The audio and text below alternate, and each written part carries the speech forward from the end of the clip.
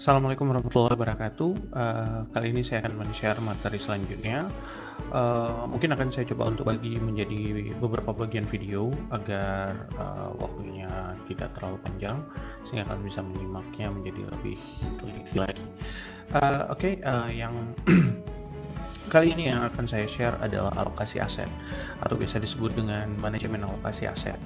Ini adalah dasar sebelum kalian masuk ke bab yang berbicara tentang portofolio. Nah, apa yang disebut dengan alokasi aset itu sendiri? Nah, secara definisi, alokasi aset ini berupaya untuk membagi aset investasi ke beberapa kelas aset yang berbeda. Jadi kalau kita bicara soal aset itu tentu saja ada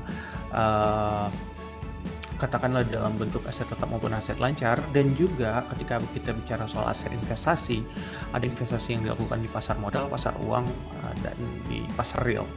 Jadi konteksnya kita mencoba untuk membagikan rencana investasi itu ke dalam beberapa kelas aset investasi. Nah, tujuannya adalah untuk menyeimbangkan risiko. Sekali lagi, ketika kita bicara soal membagi kelas aset, tujuannya juga untuk membagi risikonya, serta tetap berupaya untuk mempertahankan potensi imbal hasil dari portofolio. Dan ini berkaitan dengan tujuan dari investasi itu sendiri, profil risiko yang berani dihadapi, dan tentu saja jangka waktu yang ditetapkan oleh investor.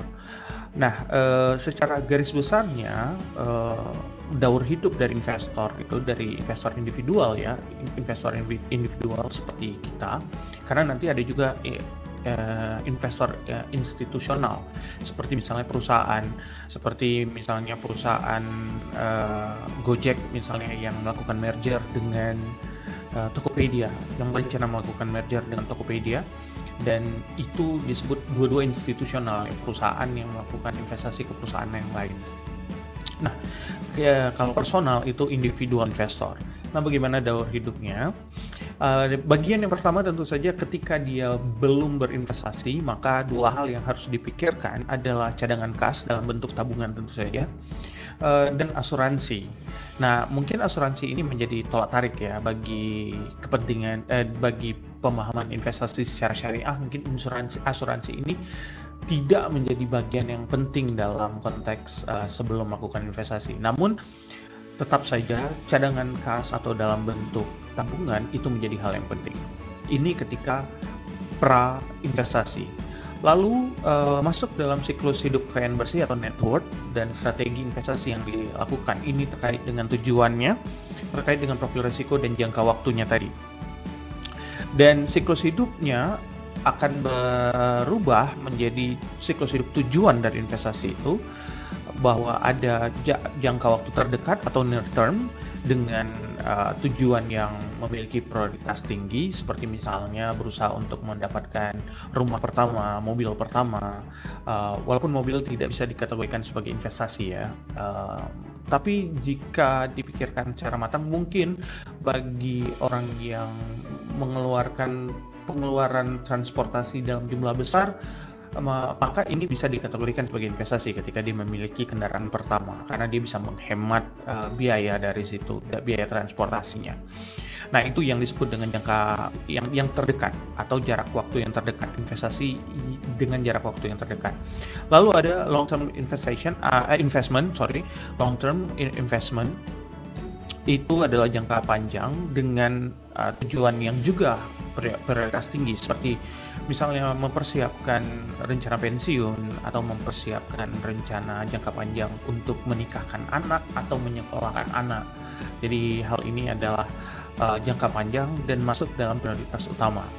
Lalu ada siklus hidup tujuan investasi yang prioritasnya rendah, seperti misalnya melakukan perjalanan ke luar negeri, jalan-jalan ke luar negeri, atau mengelilingi Indonesia misalnya seperti itu, atau rencana-rencana yang bukan prioritas utama tapi tetap dijadikan konteks untuk bisa dialasankan untuk berinvestasi. Nah, kita akan lihat bagaimana kekayaan bersih sepanjang masa hidup. Nah, kalau kita lihat tadi pada periode waktu umur 25 sampai dengan 75 tahun, itu terbagi menjadi 3 fase. Yang pertama adalah fase akumulasi ketika mengumpulkan kekayaan. Pertama kali mengumpulkan kekayaan dengan rencana jangka panjang, misalnya ingin menyediakan biaya kuliah anak dan katakanlah ingin memiliki KPR pertama atau kepemilikan rumah pertama kali. Itu upaya mengumpulkan kekayaan bersih. Jadi yang dilakukan di sini tentu saja bekerja dan kemudian menabung, menyiapkan asuransi dan berinvestasi. Sisanya berinvestasi dengan berupaya untuk meminimalisir pengeluaran. Lalu masuk ke fase kedua di usia 35 sampai dengan 55 tahun itu usia untuk melakukan konsolidasi, fase konsolidasi, di mana rencana jangka panjang mulai dipikirkan atau sudah direncanakan dengan matang bagaimana pensiunnya nanti. Mungkin kalau PNS tidak terlalu memikirkan hal tersebut karena pensiun sudah dipikirkan oleh negara, tapi bagaimana mereka yang bergerak di sektor swasta atau entrepreneurship. Nah, rencana jangka panjang ini sudah harus dipikirkan pada fase konsolidasi ini. Lalu pada usia pensiun atau 55 sampai dengan 75 tahun itu berada pada fase spending phase atau giving phase. Artinya di sini sudah tidak lagi memikirkan bekerja terlalu keras, tapi bagaimana uang yang selama ini diinvestasikan bekerja untuk menghasilkan keuntungan. Dan mungkin di saat itulah baru memikirkan bagaimana menjalani gaya hidup yang bagaimana menikmati masa tua. Nah, seperti itu. Nah, pada konteks ini sudah tidak ada lagi upaya untuk memperkaya diri, tapi justru menikmati kekayaan atau menikmati aset yang dimiliki. Nah, ini 3 fase ini berada pada jangka waktu 25 sampai dengan 75 tahun. Tapi sekali lagi ini adalah pengetahuan umum. Setiap orang mungkin memiliki rencana yang berbeda, tujuan yang berbeda, dan tentu saja jangka waktu yang berbeda. Untuk itu makanya tidak ada patokan upaya yang tidak ada patokan umum ya untuk terkait dengan umur dari fase pengumpulan kekayaan ini. Nah, ini adalah penjelasannya terkait dengan fase akumulasi, lalu ada fase konsolidasi, dan tentu saja ada fase spending atau pengeluaran, dan fase gifting. Nah, contoh portofolio berdasarkan tingkat toleransi investor terhadap risiko ini seperti ini. Jika ada contohnya ada investor A, B, C, D, dan E. Nah, jika diperhatikan dari tabel yang ditampilkan di sini, semua investor itu memiliki konsep yang berbeda terkait dengan rencana investasinya. Ada 3 jenis pasar di sini, pasar derivatif yaitu bukan pasar derivatif tapi pasar saham dan reksadana, ada pasar obligasi, juga ada pasar uang, deposito, SBI, sekuritas atau reksadana pasar uang, yang seperti itu. Nah, ketiga-tiganya tentu saja memiliki tingkat risiko yang berbeda. Nah, investor A memiliki 90% dananya yang diinvestasikan di saham atau reksadana saham dengan tidak ada investasi dilakukan di obligasi, dan 10% dana di pasar uang. Ini bertolak belakang dengan apa yang dilakukan oleh investor E, di mana investor E justru tidak memiliki satupun investasi di pasar saham atau di pasar modal, 20%-nya diinvestasikan di obligasi, sementara 80%-nya di pasar uang. Nah, dari contoh dari penjelasan investor A, B, C, D, dan E ini tentu ada maksud tersendiri. Investor A memiliki toleransi yang tinggi terhadap risiko karena dia berani menginvestasikan dananya di pasar modal yang memiliki tingkat risiko jauh lebih besar daripada obligasi dan pasar uang. Sementara investor B masih mirip, tapi toleransi yang terhadap risiko itu jauh lebih rendah daripada investor A karena dia hanya berani di 80% di pasar saham dan 10% di obligasi. Dan investor C memiliki toleransi yang lebih rendah daripada investor B. Sementara investor D memiliki penghasilan memiliki toleransi yang disebut dengan toleransi rata-rata atau investor yang tergolong konservatif. Ini yang berlaku umum yang ada di mana-mana ya, bahwasanya mereka lebih mengharap penghasilan periodik dari investasi. Untuk itu mereka berinvestasi pada surat hutang atau obligasi yang memberikan tingkat pengembalian yang lebih nyata setiap periodenya. Sedikit bermain di saham untuk 20% dananya untuk bisa menghasilkan keuntungan tambahan, dan 20%-nya lagi di pasar uang yang fluktuasinya bergerak dengan suku bunga. Nah, sementara investor E, keamanan yang diinginkan tinggi, dia takut, dia tidak berani menanggulangi risiko, maka dia lebih mengamankan dananya di pasar uang, di deposito lebih tepatnya, yang risikonya jauh lebih kecil dengan tingkat pengembalian yang juga tidak terlalu besar, dan ya sedikit mengamankan dananya di obligasi, tapi tidak berani sama sekali untuk masuk ke pasar modal. Nah, ini adalah tipikal investor, ciri-ciri investor yang umum ada terjadi.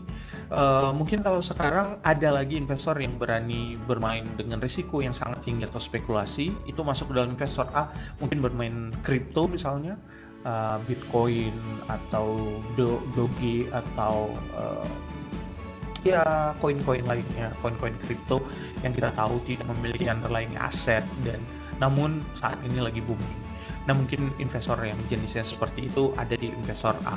Sementara investor yang hanya berani menyimpan dana di deposito seperti investor kebanyakan itu adalah investor E.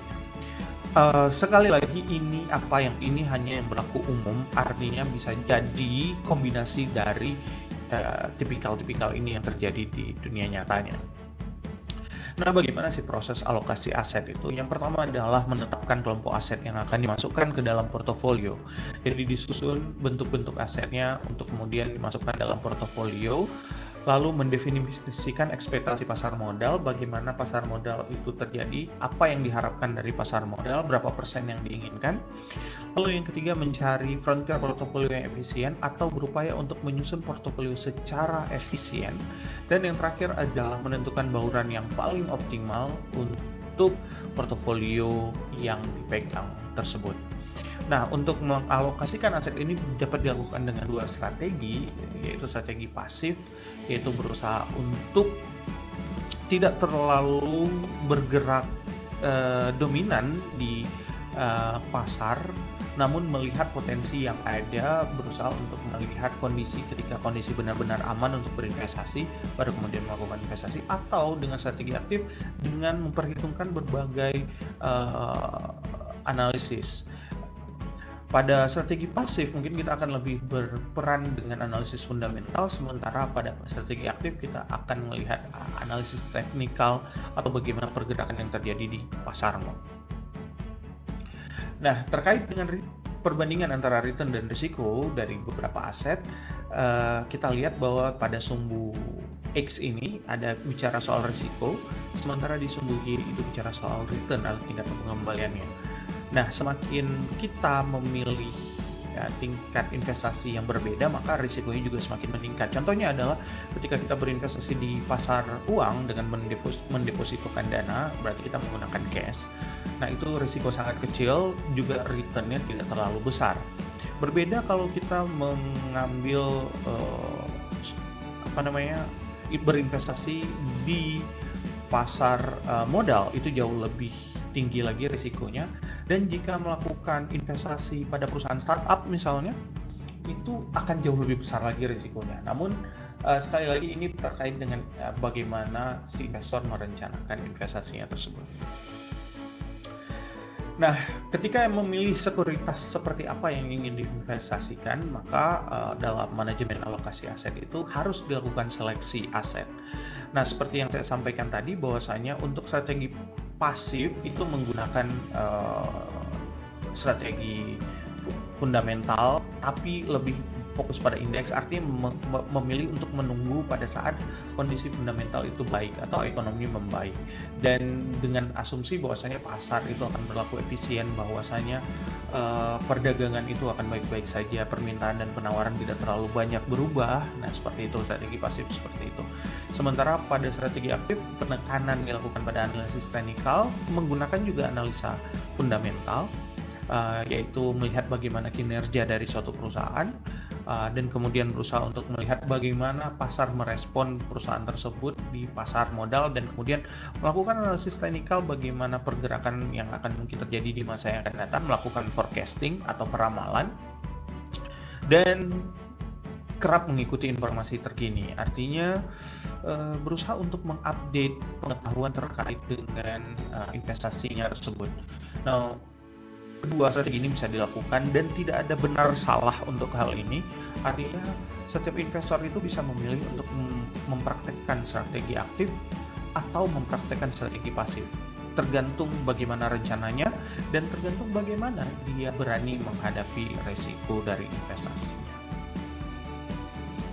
Nah, itulah bagaimana aset itu dialokasikan, disesuaikan, dan kemudian diseleksi untuk kemudian dilaksanakan secara strategis terkait dengan rencana investasi. Sehingga akhirnya ketika itu sudah dilakukan, maka kita akan menyusun portofolio yang mana berupaya untuk melakukan diversifikasi risiko dan mencoba untuk membagi risiko agar meskipun kita berani bermain terhadap risiko, kita cenderung untuk berupaya mengecilkan risiko tersebut. Nah, portofolio adalah salah satunya, dan portofolio itu akan membantu investor untuk bisa lepas atau bisa mengurangi paparan risiko terhadap investasinya. Saya akan membagikan penjelasan tentang teori portofolio di video berikutnya. Oke, terima kasih sudah menyimak.